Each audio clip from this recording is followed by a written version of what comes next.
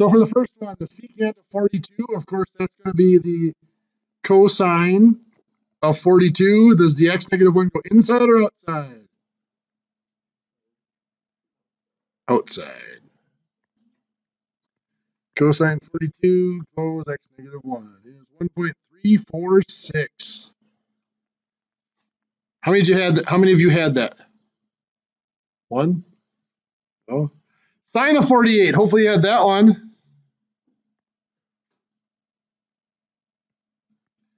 Did you get 0.743? Now you notice what I did here. I didn't type in sine of 48. I just did x negative 1. Why does that work? Well, secant of 42 is 1 over the cosine of 42. So what I just found was technically the cosine of 42. But how is 42 related to 48? They add up to 90, the complements. So the cosine of 42 is equal to the sine of 48. Tangent of 18. 0.342 or 325. How many of you had that one?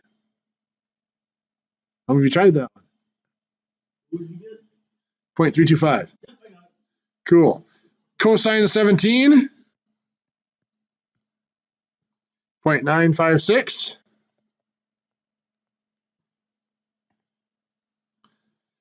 Cosecant of 73, 1.046. How'd you get cosecant? You've got this. You do the sine of 73, close the parentheses, and hit the x negative 1. Remember, cosecant goes with the sine. Yes, you could. The reason I do the x negative 1 key is that when you do an inverse, it's just the opposite keystrokes. But yes, you very well could go 1 divided by the sine of 73 as well. Any questions on those first 5? How many feel confident you can do them on a quiz? Like tomorrow? How many of you want to run away?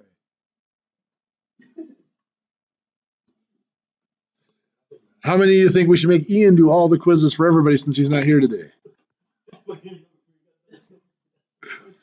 So sine of x equals 42. We're going to solve that by doing an inverse sine. That inverse sine cancels out the sine, so x is equal to what?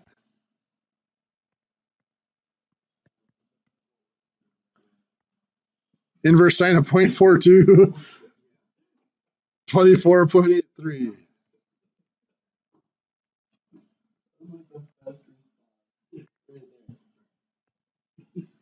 So cosine of x, cosine of x is 0.835. I'm laughing because you guys are so amused by it. So it's an inverse cosine.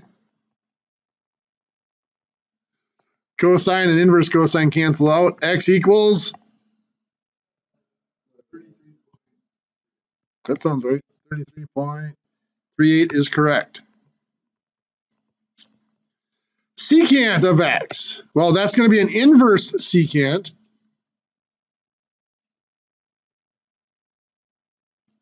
Which cancels out the secant.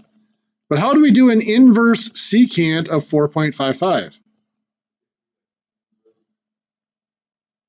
We do an inverse cosine, and the x negative 1 is inside the parentheses.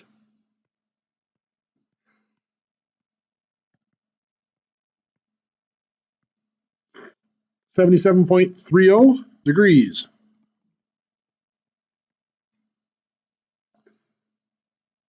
So for the other two of you, that's one to make sure you have down, is when you're looking at inverse secant. Make sure you have that process. It's inverse cosine, you put the value in there, and then the x negative 1 has to go inside the parentheses.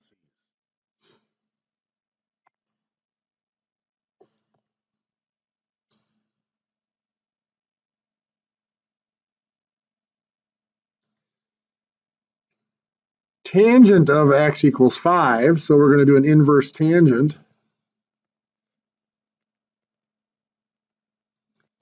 So x equals the inverse tangent of 5, which is inverse tangent, so 78.69 degrees.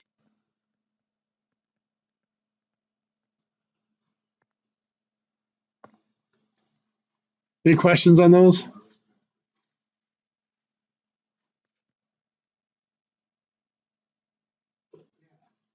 Okay, which one? Number 8. Okay. So secant of x is 4.55. There's two ways we can think of this. We can think of it as either doing the inverse secant first, or maybe easier maybe to think of it this way, is cosine of x is going to be 1 over the secant of x. So the cosine of x is 1 over 4.55. 1 over 4.55 on the calculator, that's 4.55 x negative 1. The reciprocal of 4.55. So then you're going to do the inverse cosine of that. Now you could do it on the calculator if you wanted to. You could do second cosine, then you could do 1 divided by the 4.55. That might make more visual sense. Which is still going to be that 77.30.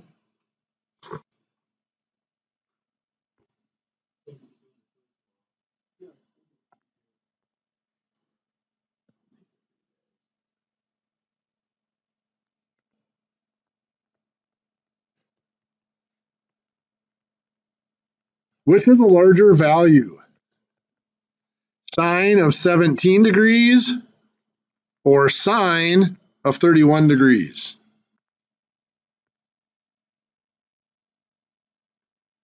As the angle gets bigger, does the sine get bigger or smaller?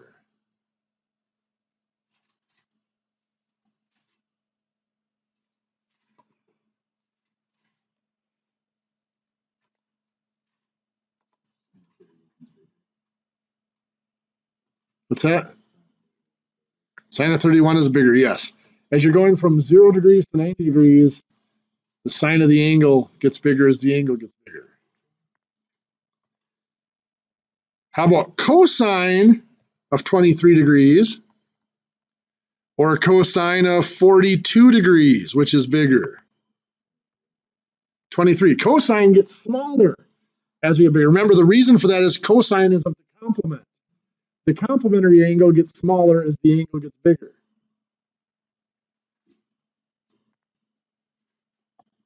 How about tangent of 29 degrees or tangent of 53 degrees, which is bigger? 53, yes. How about secant of 5 degrees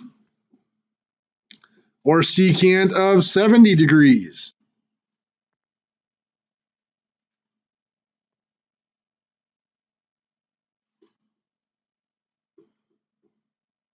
$70. Remember we discussed our regular functions, sine, tangent, and secant. As we go from 0 degrees to 90 degrees, as that angle gets larger, those values get larger. That's for sine, tangent, and secant. They get larger. For the cofunctions, however, cosine, cosecant, and cotangent, as we go from 0 to 90 degrees, the value gets smaller as the angle gets larger. That's why the smaller angle had a larger cosine. Keeping that in mind, which is larger? Sine of 38 degrees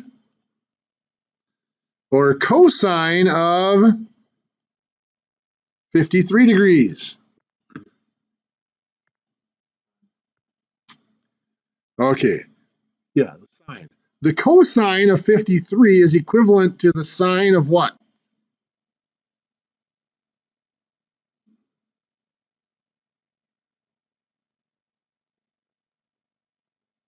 The complement of 53 would be 90 minus 53, which is 37 degrees, right? So yeah, sine of 38 is bigger than sine of 37. Remember, when we're dealing with those co-functions, you can always convert it into a function of the complement. Which is bigger? Tangent of 53 degrees or cotangent of 31 degrees?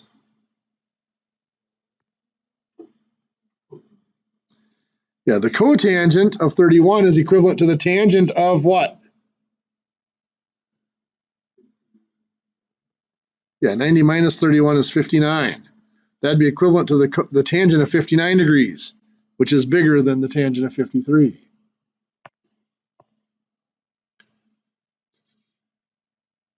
Which is bigger, the cosecant of 31 degrees or the secant of 52 degrees?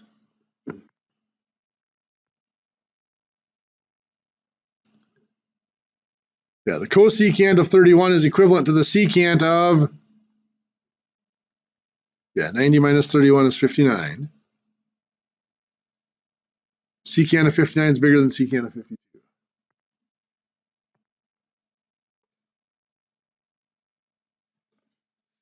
Which is bigger? The secant of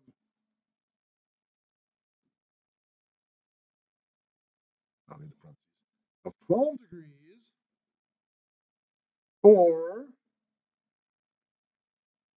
the sine of 73 degrees.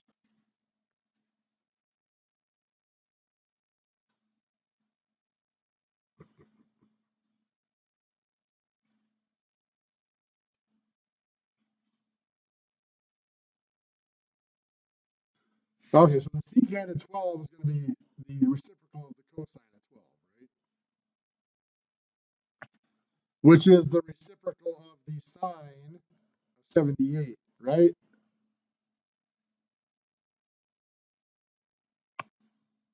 If we look at our circle, this was kind of a mean question to ask.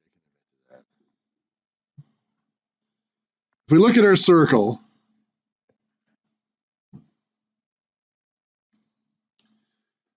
we know 73, 78 degrees is somewhere up in here. Is that more than half? Is that more than 0.5? Yes. So we know the sine of 78 degrees is more than 0.5. So 1 over that is going to be, well, but sorry. We know that 78 degrees is going to be, the sine is less than 1, right? So 1 over that's always going to be more than 1. So the secant is always bigger than a sine or a cosine because a secant can never be smaller than 1. It can never be between -1 and 1. In the 0 to 90, the secant is always bigger than 1. So secant is always bigger than a sine. Which is bigger? Cosecant of 89 degrees or cosine of 17?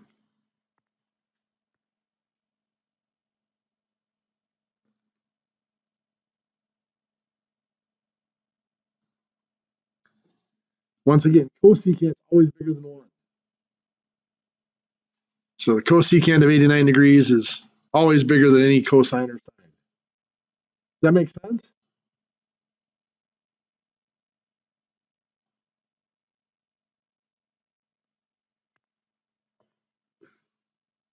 Any questions?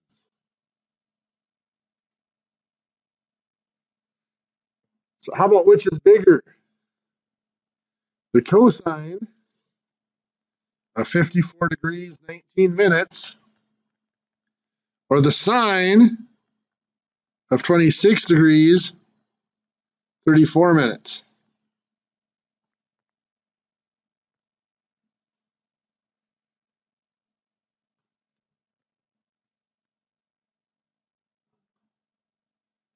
This would be equivalent to what? Sine of 35 degrees, 41, right? 35, 41. So that is bigger. How about secant? 18 degrees, 52 minutes. Or the cosecant of 71 degrees, 19 minutes.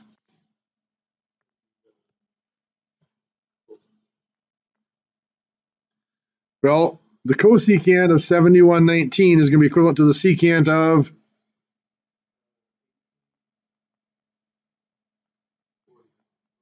41. So secant is slightly larger. That's why we want to go to the regular functions rather than the cofunctions. And the regular functions, the bigger angle always has the bigger function value. How about cotangent? 22 degrees, 34 minutes. Or the tangent of 77 degrees, 19 minutes.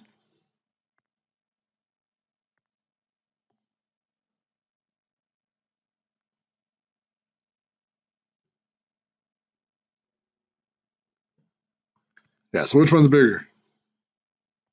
Tangent's definitely bigger. What do you think?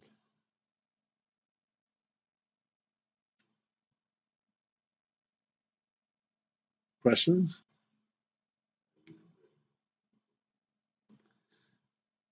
Remember, remember co? The co just means of the complement. So all I'm doing is taking 90 minus this angle. So that's 90 degrees, 0 minutes. So you'd have to borrow, of course. This is 89 degrees, 60 minutes. So you got 26 there when you subtract, and 67 there when you subtract. That's why we always go to the regular function or away from the cofunction, because in the regular functions, the larger angle has the larger function value.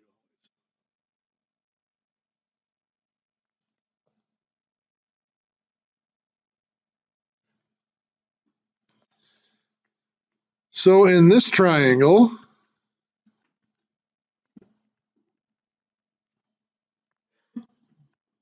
if this here is angle A, find the sine of angle A.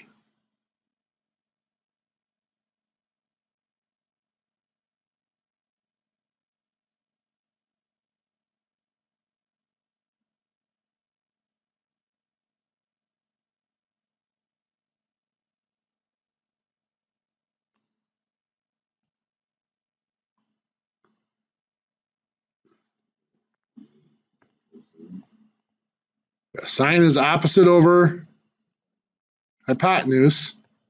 What's the opposite side? 8 over 17. 8 over 17 is 0.4706. That's the sine of angle A. Yeah. Now you went the next step and actually found the angle. Yeah. Angle A would be then the inverse sine of 0.4706.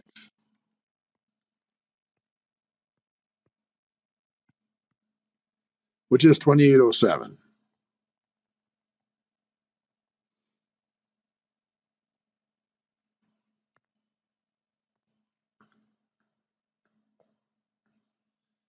How about tangent of angle B?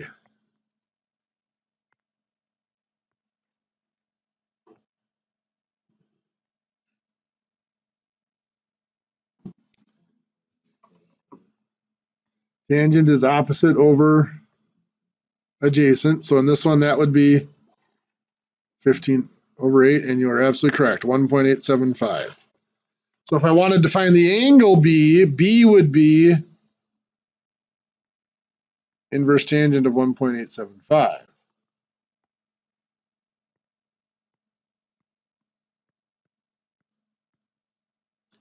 $61.93.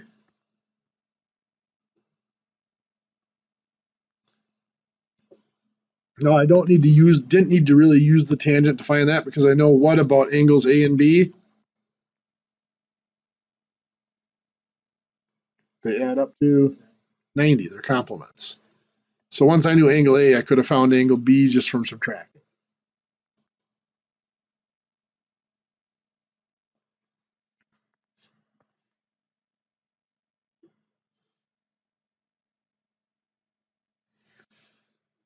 So if I have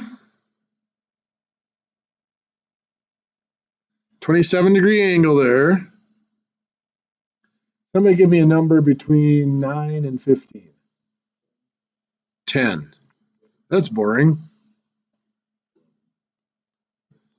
Oh, he said 10 already.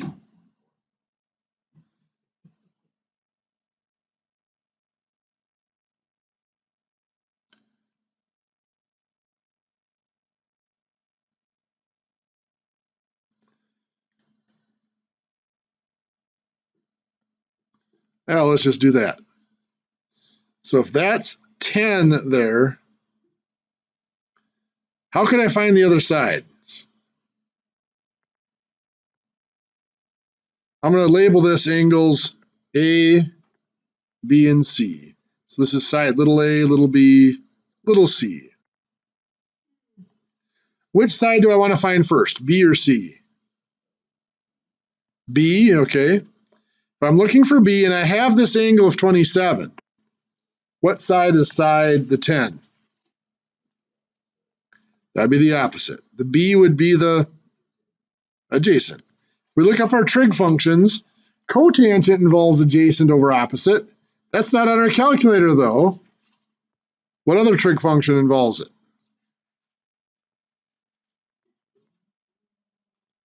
Opposite over adjacent is tangent.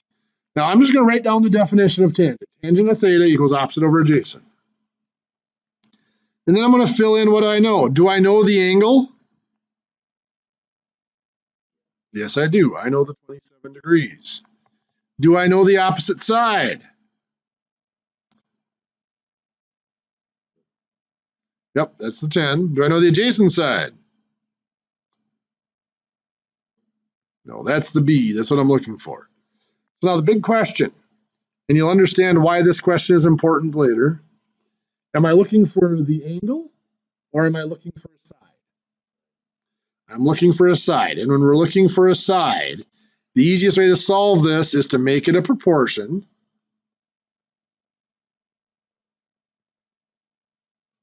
And then cross multiply and divide. So I make it a proportion by just putting the trig function over 1. And now what do I cross multiply? What two numbers are diagonal? 10 and the 1. So 1 times 10 is just 10. And I divide by the tangent of the 27 degrees. Good. So 10 divided by tangent 27 gives us that B is 19.626.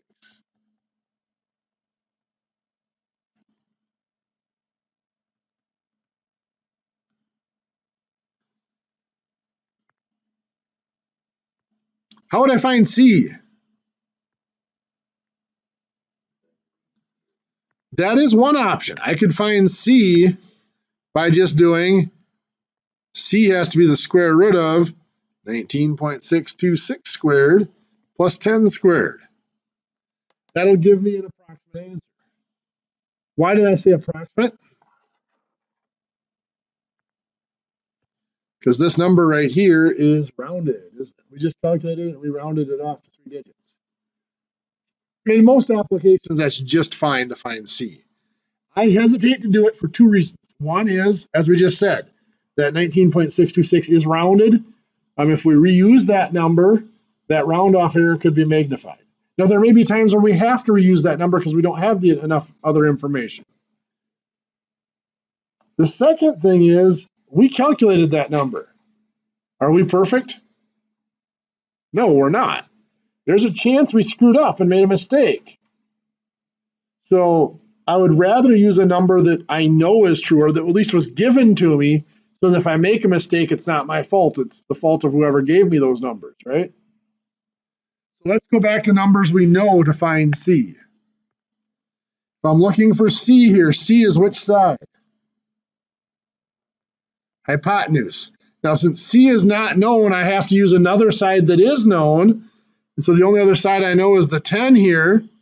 I'm still looking at the angle of 27. 10 is still the opposite side. What trig function?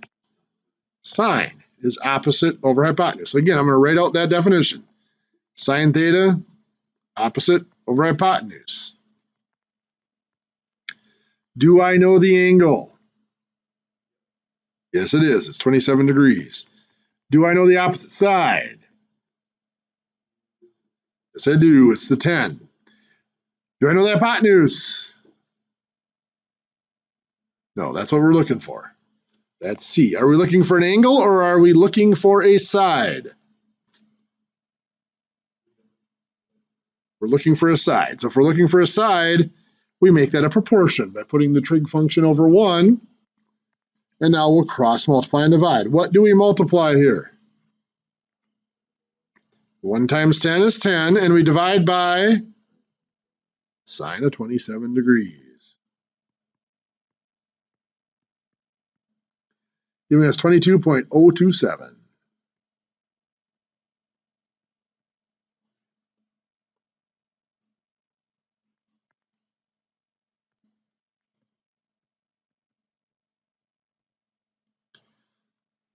We will look more at that tomorrow. For right now, I'm going to give you guys some homework out of the packet.